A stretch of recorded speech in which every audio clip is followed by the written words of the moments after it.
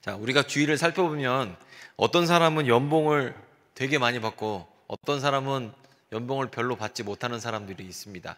그러니까 같은 일을 하는데 예를 들어서 헤어 디자이너인데 어떤 사람은 연봉이 1억이에요. 근데 어떤 사람은 연봉이 4천만 원이에요. 그러면 왜 같은 일을 하면서 저 사람은 연봉을 2배 이상 받을까? 그리고 또 그렇다고 1억 받는 사람이 고객을 2배 이상 처리하는 것도 아닙니다. 그렇죠? 똑같은 국밥집을 하는데 어떤 집은 미어 터지고 어떤 집은 뭐 손님이 별로 없어요. 그런 집이 있죠. 똑같은 김밥 천국을 해도 어떤 집은 정말 사람들이 더글더글 많은데 어떤 데는 사람이 별로 없어요. 왜 그럴까요? 왜 이런 차이가 있을까요? 제가 분석해 보니까 이렇게 많은 차이가 있는 것은 디테일의 차이가 있습니다. 즉, 디테일이라는 것은 섬세함이죠. 왜 어떤 사람은 그 섬세함을 발견하고 어떤 사람은 그것을 발견하지 못해요. 그리고 오늘 말씀에 따라 보면요, 말하는 것도 마찬가지입니다. 어떤 사람, 형통한 사람은 그 말의 디테일, 말의 섬세함을 아는 사람들이 있어요. 그리고 어떤 사람은 그걸 알지 못해요. 그래서 성공하는 사람들은 보통 그 디테일을 잘 아는 사람이 성공합니다. 어떤 하나도 허투루 하지 않아요. 그걸 기가 막히게 캐치하고 그 포인트를 잡아서 상대방을 노리게 되죠. 그러니 성공할 수밖에 없는 겁니다. 자, 우리가 쓰는 언어에 대해서 중요함에 대해서 말할 때에 아무리 강조해도 지나치지 않다고 생각합니다. 잠언 13장 2절을 보면 사람은 입의 열매로 인하여 복록을 누리거니와 그래요. 즉 사람은 입의 열매로 복록을 누린다라고 말씀하고 있고요. 사실 죽고 사는 것이 이런 말의 디테일에 달려 있습니다. 사실 우리는요 다 입을 가진 사람들입니다. 다 말을 할 줄은 알아요.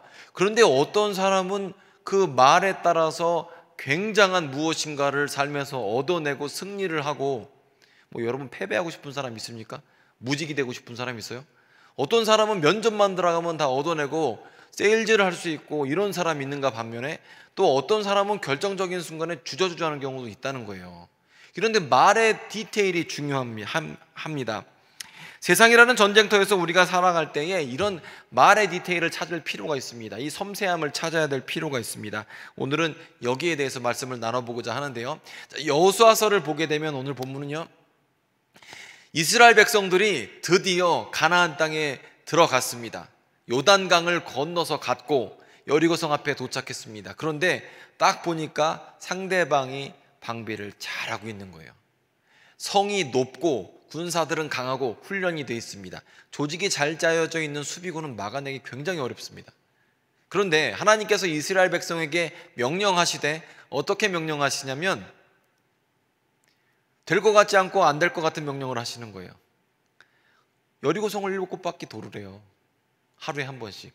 마지막 날에는 7바퀴를 도르래요. 아니 그러면 성을 7바퀴 돌면 성이 무너집니까? 안 무너지지. 안 무너져요. 안 무너집니다. 무너질 것 같으면 공성기구를 만들 필요도 없죠. 뭐 충찬이 이런 거 안 만들죠. 성만 돌면 되는데, 강강수월래만 하면 되는데. 그런데 하나님께서 7바퀴를 돌라고 말씀하시고 거기에 추가로 뭘 말씀하시냐면 이 일을 할 때 오늘 본문 보면 침묵하라고 말씀하십니다. 어떤 소리도 말도 하지 말라 이렇게 말하세요. 이게 참 중요한 여기 영적 원리가 있습니다. 자, 만약에 이스라엘 백성이 여리고성을 돌면서 이런 침묵의 명령을 내리지 않으면 무슨 얘기 했을까요? 아, 너무 더워, 졸려, 땀나, 앞사람 때문에 먼지가 올라와서 미세먼지가 많다, 목마르다, 별 얘기 다 하겠죠? 이거 되겠냐, 무너지겠냐, 힘들다, 덥다, 배고프다, 물 좀 줘. 아마 좋은 얘기 하나도 안 할 겁니다. 나쁜 얘기만 할 거예요. 그런데 불평과 불만이 막 나올 거예요. 그런데 여러분, 이 일을 하실 때, 특히 이 일을 할 때 옆에서 궁시렁궁시렁 거리면 그거 되게 신경 쓰이거든요. 그리고 여러분 뭐 연애하시는 분들도 있겠지만 연애할 때 남자친구도 여자친구도 옆에서 궁시렁궁시렁 되면 되게 성가셔요. 진짜 성가십니다. 그리고 직장 생활에서도 도와주진 않고 옆에서 뭐 되니 안 되니 그러면서 말 보태는 사람이 있으면 그거 정말 막 화가 납니다. 그래요. 화가 날 수밖에 없어요. 차라리 그럴 때에는 차라리 아이고 좀 조용히 했으면 좋겠다 그런 생각을 하죠. 이게 사실 왜 그렇게 궁시렁거리냐면요, 마음속에 생각이 제어가 되지 않아서 그렇습니다. 여러분이나 저나 이 마음속의 생각은 제어가 되지가 않아요. 마음속의 생각을 제어할 수 있는 사람은 없습니다. 하지만 우리가 통제할 수 있는 게 있는데, 그게 뭐냐면 우리 입술은 통제할 수 있습니다. 입술을 통제하면, 그리고 신기하게 마음도 통제되게 됩니다. 사실 우리도 이스라엘 백성과 비슷한 부분이 많아요. 우리가 예수를 믿고 나서 어떻게 되죠? 예수 믿으면 내가 하나님으로부터 구원받았네, 예수님이 나의 주인이시네, 예수님이 참 하나님이시네, 그렇게 인정될 때 우리 안에서 감동이 생기면서 회복과 약속이 주어집니다. 이거 약속 분명히 있어요. 없으면 내가 구원받았는지 한번 생각해 보셔야 됩니다. 내가 예수 믿잖아요? 그러면 분명히 나에게 뭐 회복의 약속이든 아니면 형통의 약속이든 아니면 하나님께서 일하실 것에 대한 그런 약속이 있어요. 우리한테 있어요. 근데 그 약속이 있는데 문제는 중간 과정에서 어려움이 생길 때 마음속에 있는 염려와 걱정과 이 불안과 불만이 자연스럽게 입을 통해서 나오게 되는 거예요. 기회를 놓친 것 같아, 더 나빠진 것 같아, 난 안 돼, 나는 원래 안 돼, 이런 말을 하는 거죠. 그런데 우리가 쉽게 놓치고 있는 게 뭐냐면 우리의 언어는 형통의 통행증이라는 거예요. 우리의 언어는 형통의 성공의 여건입니다. 우리의 언어는 이 형통의 자격증입니다. 우리가 여건이 없으면 공항에서 출입국 관리소를 통과할 수가 없어요. 그리고 비행기를 못 합니다. 국내선을 타더라도 운전면허증이든 주민등록증이든 있어야 탈 수 있습니다. 아니면 못 합니다. 제가 예전에 미국에 있었을 텐데요, 미국 국내선을 타기로 했는데 짐을 바리바리 싸고 수업 끝나고 얼른 비행기를 타고 운전을 해서 갔습니다. 공항에 도착해 보니까 웬걸, 국내선은 여권 필요 없거든요. 운전면허증만 있어도 돼요. 근데 여권은 제가 필요 없으니까 안 가져왔고, 보니까 신분증은 안 가져온 거예요. 그리고 다시 되돌아가 보니까 그때 비행기가 6시 비행기인가 그랬는데, 그러니까 집에서는 2시인가 출발했으니까 4시쯤, 2시간 전에 도착해야 되니까 4시쯤 도착했겠죠. 그리고 신분증이 없으니까 다시 집에 오니까, 기숙사 오니까 6시인 거예요. 6시에 나는 비행기 안에 있어야 되거든요. 그리고 집에 딱 도착해 보니까 제 책상에 지갑과 신분증이 그대로 있는 거예요. 지갑도 안 가져왔어요. 세상에. 답답하죠. 그게 바보짓 한 건 그것뿐만 아니에요. 제가 또 옛날에 와이프랑 어디 가기로 했다가 미국에 있을 때요, 그때도 여권을 가방에 넣고 가방을 붙여버렸어요. 출입국 관리소 또 통과 못해요. 거기서 어떻게 했을까요? 그래서 근데 거기 계시는 분들, 공항에 계시는 분들이 저 같은 사람들이 많았나 봐요. 금방 가방을 찾아서 주더라고요. 그래서 그 가방 안에서 이제 여권을 꺼내서 그 사람한테 보여주고 그렇게 이제 통과했던 경험이 있습니다. 근데 여러분, 여권이 없으면 비행기 못 합니다. 즉 우리의 언어가 여권이라고 말씀드렸죠. 우리의 언어가 패배의 언어를 갖고 있으면 그 자격증으로는 하나님이 게이트에 준비해 놓은 성공이라는, 형통이라는 비행기, 치유라는, 온전케함이라는 그 비행기에 탈 수 없습니다. 승차가 안 돼요. 왜 안 되냐면 내가 출입국 관리소를 이 패배의 언어로는 통과할 수 없기 때문에 그래요. 하나님께서 우리에게 응답하실 때 믿음을 보시거든요. 그런데 믿음이 가장 잘 드러나는 건 우리의 언어입니다. 만약에 우리 패배할 때 보잖아요. 그럼 언어부터 무너져 있어요. 마음은 나중입니다. 어떻게 보면 언어부터 무너져요. 근데 언어가 얼마나 중요해요. 우리 포기할 때 어떻게 포기하는 줄 아세요? 말로 포기합니다. 나 포기할 거야 라고 말을 해요. 언어로 포기하는 거예요. 나 할 거야 라는 말도, 결단도 말로 하는 겁니다. 그래서 우리 언어는 정말 중요한 겁니다. 자, 그런데 하나님께서 이스라엘 백성에게 하나 요구하시는데 그게 무엇이냐면 침묵을 요구하십니다. 어떤 침묵이요? 부정적 언어의 침묵을 요구하세요. 이스라엘 백성에게 더워 땀나 되겠냐, 무너지겠냐, 이런 말에 대한 이 부정적인 언어를 하지 말라고 침묵의 명령을 내리셨습니다. 자, 이게 왜 중요하냐면 우리가 무엇인가를 말하잖아요. 말에는 능력이 있어요. 내가 그 말을 하면 내 입에서 나가는 순간 그 말은 생명력이 있습니다. 하나님께서 세상을 창조하실 때 빛이 있으라 말씀하셨을 때 없었던 빛이 생겼죠. 말씀으로 창조하세요. 하나님의 형상으로 지음받은 우리는 비슷한 부분이 많아요. 우리가 말을 하면 그 우리의 말에는 생명력이 있고요, 우리의 말에는 능력이 있습니다. 그래서 내가 안 한다, 못 한다라고 말할 때 그 말은 생명력이 있어요. 자, 저와 여러분이 인생을 살다 보면 좋은 생각만 찾아옵니까? 여러분 삶의 위기 앞에서, 장애물 앞에서, 어려운 문제 앞에서 좋은 생각만 나요? 여러분 막 굳게 결심하잖아요. 기도하면서, 성경책 보면서, 예배 시간에, 아니면 은혜 받을 때 굳게 결심해요. 근데 삶으로 돌아갔어요. 그러면 유튜브도 보지, 뉴스도 보지, 뭐 인터넷도 보지, 친구들하고 얘기하지, 주식 가격도 보지, 집 가격도 보지, 그 다음에 여러분 뭐 취직을 하니, 직장 생활 하다 보면 여러 가지 정보가 머릿속에 들어오면 믿음의 생각만 들어오지 않아요. 답답한 생각도 많이 들어오지, 되겠냐라는 생각도 들어오지, 의심도 많이 들어오지, 불신도 들어오지, 염려, 걱정 계속 들어옵니다. 그런데 우리가 이런 생각을 막을 수가 있습니까? 못 막습니다. 못 막아요. 내 귀 속으로 들어오는 생각들, 눈으로 보는 생각들을 못 막아요. 하지만 막을 수가 있는 것이 있는데, 그것은 바로 떠오르는 생각을 내가 입으로 발설하지 않으면 사라져 갑니다. 그런데 떠오르는 생각을 혼잣말이라도 그것을 내뱉게 되면 그것은 생명력이 붙어서 내 인생을 좌지우지하게끔 되어 있습니다. 그래서 머릿속에 부정적인 생각이 있어서 표현하고 싶으면 오늘 여호수아서 6장 말씀을 보십시오. 하나님께서 이스라엘 군대에게 뭐라고 말씀하세요? 어떤 말도 내리지 마라. 부정적인 말을 할 것 같으면 아예 말을 하지 마십시오. 그냥 가만히 있으면 됩니다. 왜냐하면 죽고 사는 것이 혀의 권세에 있기 때문에, 우리의 말에 달려있기 때문입니다. 그리고 특히 염려의 말들은 하나님의 능력을 거부하게 되거든요. 약속을 받을 수가 없어요, 염려의 말들은. 누가복음 1장을 보게 되면 이렇게 하나님께서 침묵하라고 말씀하시는 본문이 나오는데, 자, 사가랴라는 제사장이 있었습니다. 사가랴라는 제사장이 어느 날 정한 자기 기간에 예배당에 와서 청소를 열심히 하고 있었습니다. 그런데 갑자기 천사 가브리엘이 나타나서 이렇게 얘기를 합니다. 하나님께서 너가 평생 기도한 그 기도를 들으셨다. 너무 좋죠?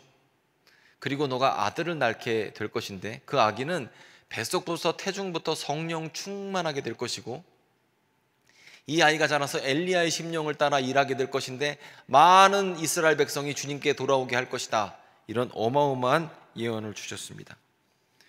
자, 자신이 평생 기도한 것, 정말 간절히 기도하던 그 기도 제목이 이루어졌어요. 그러면 여러분은 어떻게 대답하시겠어요? 주님 감사합니다. 정말 행복해요. 주님 영광과 찬양을 받으십시오. 이렇게 하면 참 좋겠죠? 사가랴는 그렇게 하지 않았습니다. 사가랴는 뭐라 그런 줄 아세요? 이것이 되겠습니까? 아니, 자기가 평생 기도해 놓고 이것이 되겠습니까? 이렇게 얘기해요, 천사한테. 그리고 하는 말이, 나는 너무 늙었고 내 아내도 너무 늙었습니다. 그러자 천사가 이렇게 얘기합니다. 이 좋은 소식을 전하여 내게 말하라고 나는 보내심을 받았다. 보라, 이 일이 되는 날까지 내가 말 못하는 자가 될 것이다. 말 못하는 자가 될 것이대요. 그 이유가 왜 그러냐면 내가 내 말을 믿지 않기 때문이다. 때가 되면 내 말이 이루어질 것이다. 이렇게 천사가 이야기를 합니다. 그런데 만약에, 성경에는 없지만 사가랴가 만약 말할 수 있었다면 무슨 말을 할까요? 친구한테, 야, 누구누구야, 내가 어젯밤에 성전을 열심히 청소하다가 천사를 만났어. 근데 천사가 나한테 뭐라 그런 줄 아니? 내가 평생 기도한 거 알지? 내가 아이 낳기를 그렇게 기도했잖아. 그런데 천사가 말하기를 내가 애가 생긴단다. 이 나이에, 우리 마누라 너 나이 많은 거 알지? 할머니야, 내일 모레면 갱년기야. 그런데 애가 생긴단다. 되겠냐? 아유, 천사가 말했으면 될 수도 있지. 이렇게 말했을 것 같아요. 한번 지켜나 보자고. 이게 믿음의 고백입니까? 아니에요. 가브리엘 천사가 말했을 때 사가랴는 대놓고 이거 되겠습니까? 이런 사람입니다. 이거 나 너무 늙었습니다 라고 말한 사람이에요. 이건 믿음의 고백이 아닙니다. 즉 우리는 무슨 얘기를 보면 그것을 사실대로 보지 않고 거기에 내 감정과 무엇을 판단을 넣어서 그것을 보는 거죠. 그렇기 때문에 잘해봐야 말한 현상 유지밖에 안 되고 나쁜 얘기하기가 참 쉬워요. 내 느낌을 하나님 말씀에 붙여봐야 큰 의미 없습니다. 하나님은 사가랴가 어떻게 말할지를 알고 계셨어요. 그래서 강제로 침묵을 시켰어요. 왜냐하면 하나님은 언어, 이 말의 중요함을 알기 때문에 그래요. 말 함부로 하는 사람 치고 성공하는 사람이 별로 없잖아요. 말을 만약에 이상하게 한 사가랴의 말 때문에 하나님의 역사가 늦어질 것도 알고 계셨어요. 그러니까 아예 사가랴를 말을 못하게 만들었습니다. 하나님의 역사를 방해할 것을 알고 계셨기 때문이죠. 차라리 부정적인 얘기를 하려면 침묵하고 그냥 듣고 앉는 게 제일 좋습니다. 시편 141편 3절 말씀인데 우리 함께 해볼까요? 함께 읽겠습니다. 시작. 여호와여 내 입 앞에 파수꾼을 세우시고 내 입술의 문을 지키소서. 자, 보십시오. 내 입 앞에 파수꾼을 세우시고, 즉 내 입 앞에 누군가 지키고 있는 거예요. 그렇게 해달라고 지금 주님 앞에 찬양하고 있습니다.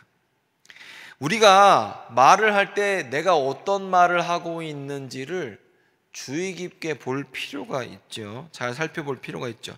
그래서 혼잣말이라도 과연 될까? 혼잣말이라도 안 될 거야, 이런 말 하지 마십시오. 그런 말 하려면 차라리 그냥 침묵하십시오. 그리고 침묵할 수 없다면 하나님 말씀을 하시면 됩니다. 자, 여기 좋은 예가 있는데 예레미야가 하나님께 부르심을 받아요. 내가 너 모태에서부터 성별하였다, 구별하였다. 너는 내 것이다. 너 앞으로 선지자가 될 거야. 이렇게 하나님이 부르심을 불러주셨습니다. 그게 예레미야 1장이거든요. 그런데 그 부르심 앞에서 예레미야가 어떤 대답을 할게요? 하나님 감사합니다. 저를 선택하셨군요. 이런 대답 안 합니다. 주님, 저는 어린아이입니다. 그래요. 어린아이라는 뜻이 무슨 뜻이에요? 난 자격이 없다. 난 능력이 없다. 나는 못한다. 안 된다라는 말입니다. 즉 자기 한계의 말을 하는 거예요. 하나님께서 나에게 할 수 있다. 넌 내가 선택했다. 그러니까 하나님, 저는 못하는데요. 이게 예레미야의 대답이었습니다. 그때 하나님께서 어떻게 말씀하세요? 예레미야 1장 7절 우리 함께 읽겠습니다. 큰 소리로 시작. 여호와께서 내게 이르시되 너는 아이라 말하지 말고 내가 너를 누구에게 보내든지 너는 가며 내가 내게 무엇을 명령하든지 너는 말할지니라. 아멘. 자, 보십시오. 여기서 뭐라고 그래요? 아이라 말하지 말며, 즉 한계를 말하지 말고 불가능을 말하지 말고 무능력을 말하지 말고 무슨 말을 해요? 내가 무엇을 명령하든지 너는 그것만 말하라는 거예요. 하나님 말씀만 말해라. 그것이 주님 뜻입니다. 8절을 보면 너는 그들 때문에 두려워하지 말라. 내가 너와 함께하여 너를 구원하겠다. 9절 여호와께서 그의 손을 내밀어 내 입에 대시며 여호와께서 내게 이르시되 보라 내가 내 말을 내 입에 두었다 말씀하셨습니다. 하나님의 말씀이 예레미야 입에 있었다는 겁니다. 그리고 예레미야는 평생 동안 아무것도 할 수 없다고 여겼는데 자기 입에서 하나님의 말씀이 끊어지지가 않았습니다. 그래서 결국 예레미야는 정말 구약 성경을 대표하는 선지자가 예레미야거든요. 하나님께서 예레미야에게 하신 말씀이 뭐예요? 못한다는 말 하지 말라는 거예요. 못한다는 말, 안 된다는 말, 한계의 말. 이런 말들은 여러분 직장에서도 쓸 데가 없고요. 부부관계에서도 쓸 데가 없고요. 연인관계에서도 쓸 데가 없고요. 혼잣말로도 쓸 데가 없고요. 학교에서도 쓸 데가 없고요. 안 된다, 못한다, 한계가 있다 이런 말은, 자격이 안 된다는 말은 아예 쓸 수 없는 말이에요. 누구한테든지. 그런데 그런 말을 내가 한다는 건 잘못된 겁니다.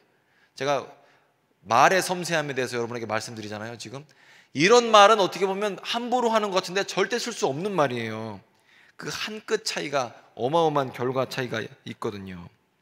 마찬가지로 하나님께서 우리를 부르시고 계획을 품고 계십니다. 우리에게 소망 주시죠. 꿈도 주시죠. 또 우리에게 욕심도 주세요. 욕심 없지 않아요? 우리도 욕심이 있어요. 비전도 있죠. 하나님께서 우리에게 주시는 게 많아요. 그런데 중간 과정에서 예레미야처럼, 사가랴처럼, 이스라엘 백성처럼 우리 안에 염려가 들어오고 걱정이 들어오고 한계가 들어오고 장애물이 들어오면 궁시렁거리고 싶은 생각이 이렇게 떠오르게 됩니다. 그리고 그 말을 내가 나도 모르게 하게 되면 그 말에 생명력을 부여하게 되고 능력을 부여하게 되고 그 말의 권세에 따라서 우리는 끌려다니게 되어 있습니다. 스스로가 우리를 저주하는 거죠. 내 말로 나를 저주하는데 잘 될 수가 있겠습니까? 형통하겠습니까? 이 일종의 자살골이죠. 같이 팀플레이 하는데 자살골 하는 거예요. 이길 수 없죠. 사실 살다 보면 좋은 얘기하기 어려운 시기가 있어요. 나쁜 일만 일어나는 것 같고, 답답한 일만 일어나는 것 같고, 나쁜 시나리오가 앞에 쫙 펼쳐지는 것 같아요.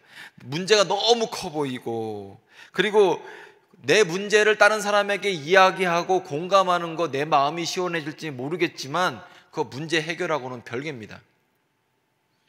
기분은 나아질지 모르겠지만 그렇다고 해결되지는 않는다는 거예요. 로마서 4장 7절을 보면 우리 하나님에 대해서 설명할 때 아브라함에 대해서 얘기하는 거예요.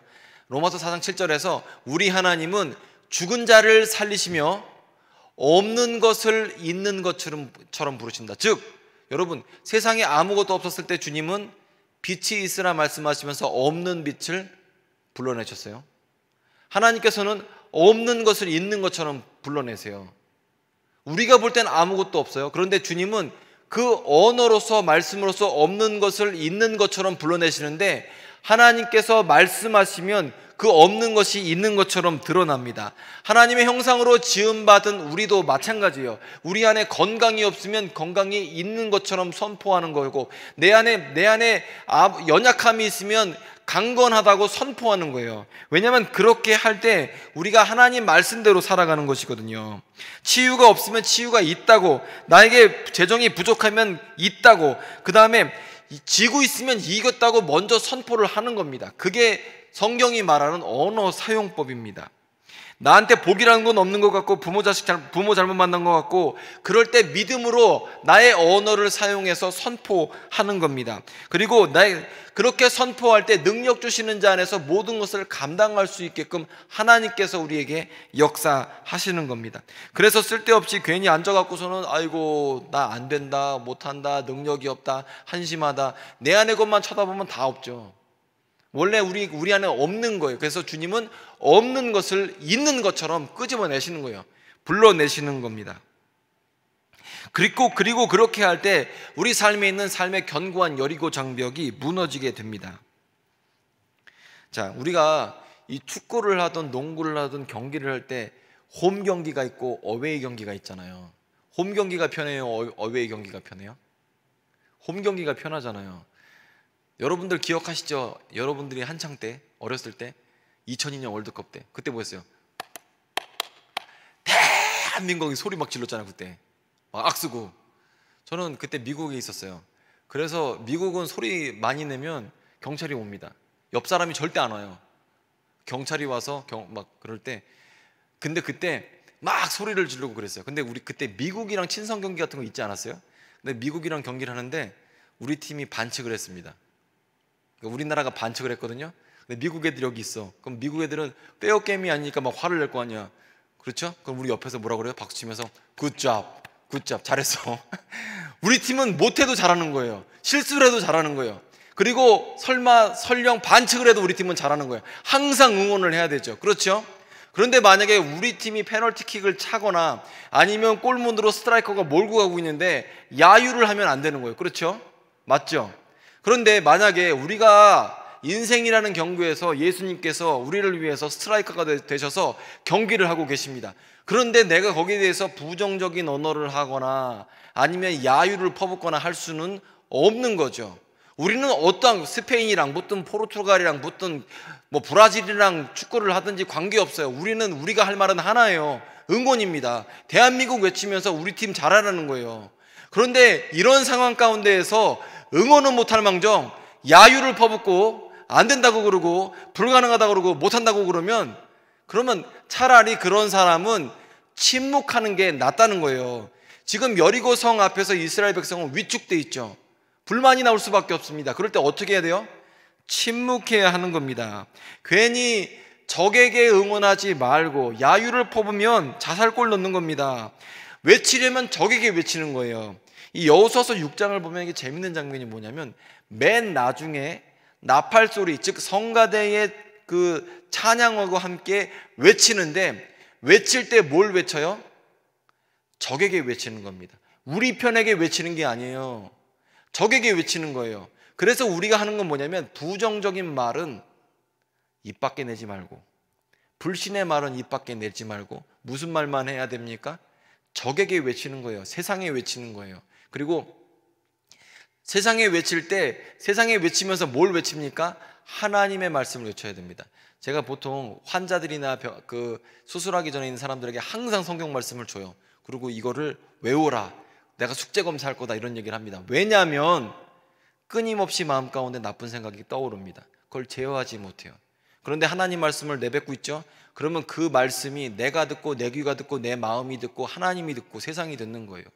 마찬가지로 찬양도 마찬가지입니다. 마지막 순간에 일곱째 나라 일곱 바퀴를 돌고 여리고 성이 무너지게 소리를 지르고 외치는 겁니다.